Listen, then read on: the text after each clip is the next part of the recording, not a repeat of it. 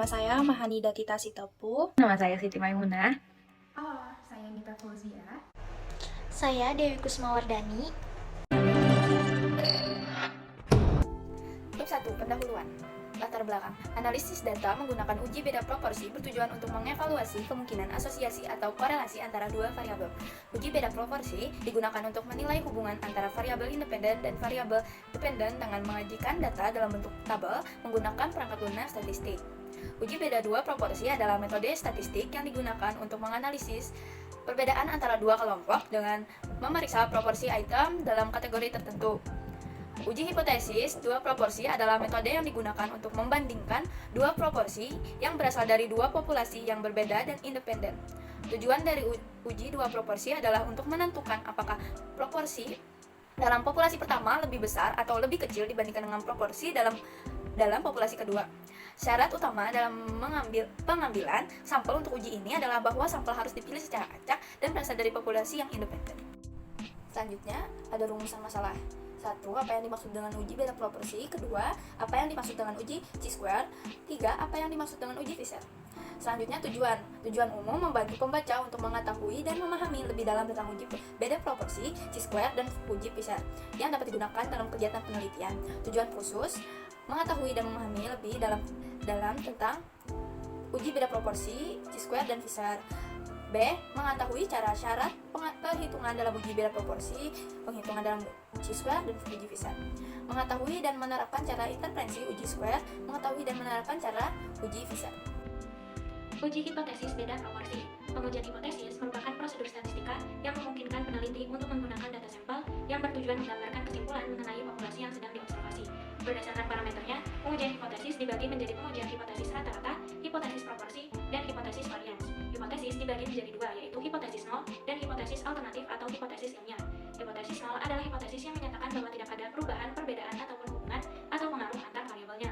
Yang kedua, hipotesis alternatif, yaitu hipotesis yang menyatakan adanya perbedaan, hubungan, atau pengaruh antar variabel. Proporsi merupakan jenis data rasial khusus, di mana penyebutannya juga termaksud pembilangnya. Contohnya, proporsi kematian yang terjadi pada laki-laki adalah jumlah kematian pada laki-laki dibagi total populasi atau kematian pada laki-laki ditambah dengan kematian pada perempuan. Secara umum, proporsi kasus dalam kategori tertentu didefinisikan sebagai jumlah kasus tertentu dalam kategori dibagi dengan jumlah total kasus. Pengujian hipotesis proporsi adalah pengujian hipotesis mengenai proporsi populasi yang didasarkan pada informasi sampelnya. Syarat dalam melakukan uji hipotesis yang membandingkan dua proporsi populasi independen adalah yang pertama, kedua sampel tersebut merupakan sampel acak sederhana atau random sampling yang independen. Kedua, jumlah keberhasilan setidaknya 5 dan juga jumlah kegagalan setidaknya 5 untuk masing-masing sampel. Dan yang ketiga, populasi harus setidaknya 10 atau 20 kali ukuran sampel agar populasi tidak menjadi sampel yang berlebihan dan menyebabkan hasil yang salah. Rumus uji hipotesis beda dua proporsi. N sama dengan Z1 min alpha per 2 akar 2P bar 1 dikurang P bar ditambah Z1 min beta akar P1 dikali 1 dikurang P1 ditambah P2 dikali 1 dikurang P2 pangkat 2 per P1 dikurang P2 pangkat 2. N atau besar sampel sama dengan Z1 min alpha per 2, itu nilai Z pada derajat kepercayaan 1 min alpha per 2 atau batas kemaknaan alpha. Jadi untuk derajat kepercayaan 90% nilainya adalah 1,64. Untuk derajat kepercayaan 95% nilainya adalah 1,96. Dan untuk derajat kepercayaan 99% digunakan nilai 2,58 dikurang P bar, yaitu rata-rata proporsi atau P1 ditambah P2 per 2. Z1 min beta per 2 adalah nilai Z pada kekuatan uji 1 min beta. Untuk kekuatan uji 80% digunakan nilai 0,84. Kekuatan uji 90% nilainya 1,28. Kekuatan uji 95% nilainya 1,64. Dan untuk kekuatan uji 99% digunakan nilai 2,33. P1 adalah perkiraan proporsi pada kelompok 1 dan P2 adalah perkiraan proporsi pada kelompok 2. Selanjutnya, uji chi-square. Uji chi kuadrat dilambangkan dengan tanda x kuadrat atau dibaca dalam huruf Yunani yaitu chi dilapalkan dengan chi. Menguji dua kelompok data variabel independen maupun dependen. Bentuk data kategorik atau dapat juga dikatakan sebagai uji proporsi untuk dua peristiwa atau lebih sehingga datanya bersifat discrete. Dipakai pada penelitian dengan dua variabel yang mana skala datanya berupa nominal. Dan digunakan juga untuk menguji perbedaan dua atau lebih proporsi sampel, serta digunakan untuk kejadian yang memerlukan pembuktian ada atau tidaknya perbedaan secara nyata dengan frekuensi yang diharapkan. Untuk metode analisis, memastikan perbedaan frekuensi observasi dan frekuensi ekspektasi sebuah kategori tertentu yang dihasilkan.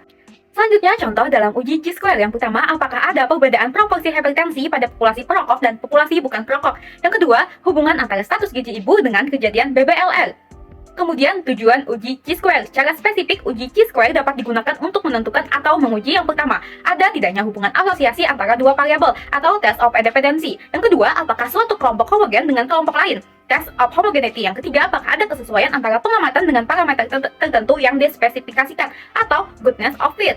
Selanjutnya, persyaratan dalam uji Chi-square. Yang pertama, jenis data kategori. Yang kedua, sampel dipilih secara acak. Yang ketiga, sampel independen. Yang keempat, distribusi tidak normal atau tidak diketahui distribusinya. Yang kelima, setiap sel paling sedikit berisi frekuensi harapan sebesar 1, dan sel-sel dengan frekuensi harapan kurang dari 5 tidak melebihi 20% dari total sel. Kemudian, rumus uji Chi-square.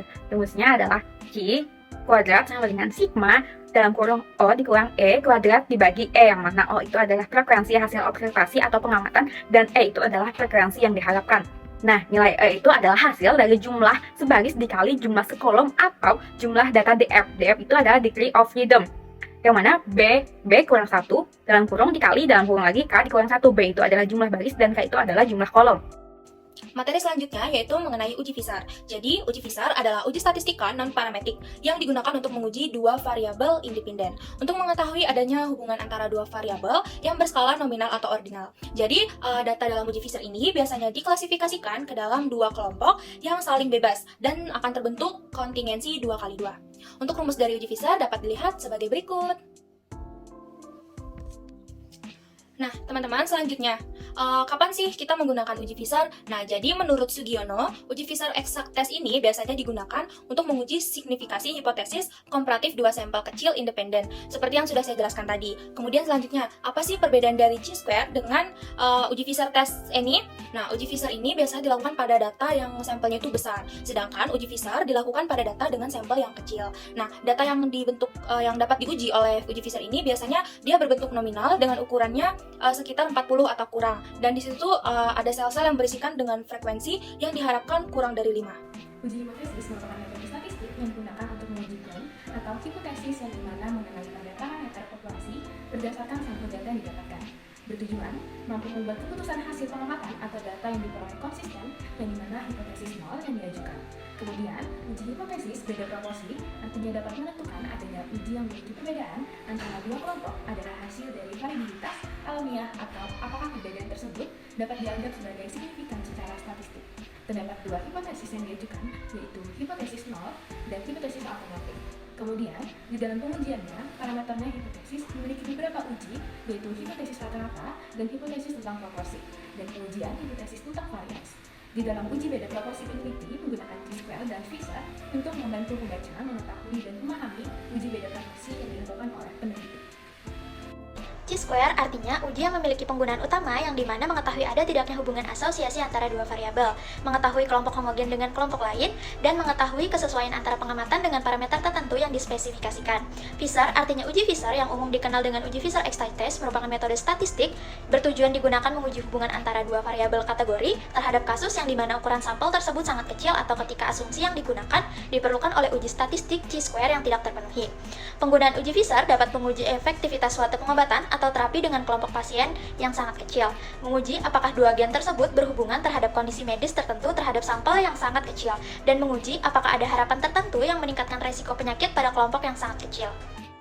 Salah satunya itu pada soal Chi-square yang dimana penelitian ingin mengetahui hubungan antara merokok dengan hipertensi dengan total sampel 100 orang laki-laki, yang dimana didapatkan 30 orang menderita coronary heart disease atau CHD yang disertai dengan kebiasaan merokok. Terdapat 20 orang menderita CHD yang tidak disertai dengan kebiasaan merokok, sedangkan 25 orang non-CHD memiliki kebiasaan merokok dan 25 orang dengan tidak merokok terhadap kejadian CHD. Seperti pada keterangan yang kita ketahui bahwa H0 tidak ada perbedaan yang bermakna antara merokok dengan tidak merokok terhadap kejadian CHD. Kemudian pada H1 adalah memiliki perbedaan yang bermakna antara merokok dengan tidak merokok terhadap kejadian CHD tersebut. Kemudian kita mengetahui adanya alfa yang bernilai 5%, yang dimana 5 dibagi 100 menghasilkan 0,05. Kemudian DF yaitu K dikurang 1 dikali B dikurang 1 sama dengan 2 dikurang 1 dikali 2 dikurang 1 sama dengan 1. Kemudian pada X kuadrat tabel adalah 3,841. Mengapa bisa 3,841? Dihasilkan dari X kuadrat tabel 0,05 dikali 1 dikali 1 sama dengan 3,841. Dan ini standarnya diujikan apabila standar ujinya itu adalah dua variabel. Kemudian memiliki kriteria pengujian hipotesis yang dimana X kuadrat tabel kurang dari X pangkat 2 hitung, maka H0 ditolak, H1 diterima. Kemudian X kuadrat tabel berikutnya itu besar dari X kuadrat 2 hitung, maka H0 diterima, H1 ditolak. Rumus perhitungannya adalah X kuadrat sama dengan N A D dikurang BC kuadrat dibagi A ditambah B, C ditambah D, A ditambah C, dan B ditambah C. Kemudian kita masukkan N adalah 100, A yaitu 30, D adalah 25 dikurang B itu 20 dikali C itu 25 lalu dikuadratkan dibagi A ditambah B yaitu 55 dikali C ditambah D adalah 45 dikali A ditambah C adalah 50, kemudian B ditambah C dikalikan dengan 50 menghasilkan 1,01. Dapat kita tarik kesimpulannya di mana berdasarkan hasil perhitungan di atas diketahui bahwa X pangkat 2 tabel besar dari X pangkat 2 hitung tadi, maka H0 diterima, H1 itu ditolak, sehingga dapat disimpulkan bahwa tidak ada perbedaan yang bermakna antara merokok dengan tidak merokok terhadap kejadian CHD tersebut. Untuk contoh soal yang kedua adalah pada Fisher, yang dimana sebuah studi kasus kontrol ingin melihat pengaruh merokok malam dengan kejadian kanker paru, yang dimana hasil yang diperoleh tersaji pada tabel silang berikut. Kemudian cara penyelesaian atau rumusnya yaitu adalah A ditambah B faktorial, C ditambah D faktorial, A ditambah C faktorial, B ditambah D faktorial dibagi dengan N faktorial, A faktorial dikali B faktorial dikali C faktorial dikali D faktorial. Kemudian kita masukkan perhitungannya adalah A ditambah B faktorial tadi adalah 3 ditambah 0 faktorial dikali dengan C ditambah D faktorial yaitu 2 ditambah 3 faktorial dikali dengan A ditambah C faktorial yaitu 3 ditambah 2 faktorial dikali B ditambah D faktorial yaitu 0 ditambah 3 dibagi 8 faktorial yaitu N faktorial tadi. Kemudian A faktorial adalah 3 faktorial dikali B faktorial yaitu 0 faktorial dikali C faktorial 2 faktorial dikali D faktorial yaitu 3 faktorial. Kemudian kita dapatkan dari perhitungan tadi yaitu 3 faktorial dikali 5 faktorial dikali 5 faktorial dikali 3 faktorial, yang artinya 3 faktorial 3 dikali 2, 5 faktorial artinya 5 dikali 4 dikali 3 dikali 2. Kemudian 5 faktorial selanjutnya sama yaitu 5 dikali 4 dikali 3 dikali 2 faktorial. Kemudian 3 faktorial selanjutnya sama dengan faktorial awal yaitu 3 dikali 2.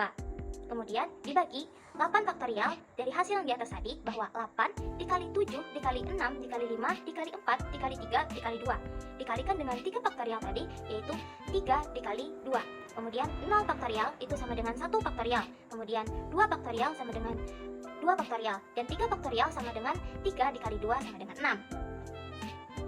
Setelah kita faktorialkan menghasilkan 6 dikali 120 dikali 120 dikali 6 dibagi 320 dikali 6 dikali 1 dikali 2 dan dikali 6.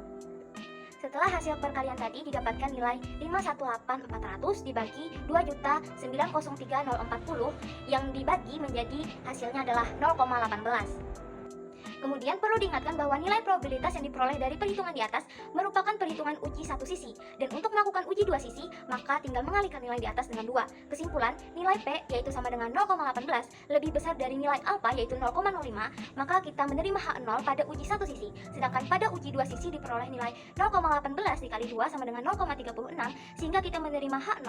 Jadi baik pada uji satu sisi maupun dua sisi kita menyimpulkan tidak ada perbedaan yang signifikan atau yang bermakna antara mereka yang merokok dengan tidak merokok pada malam hari terhadap kanker paru tersebut.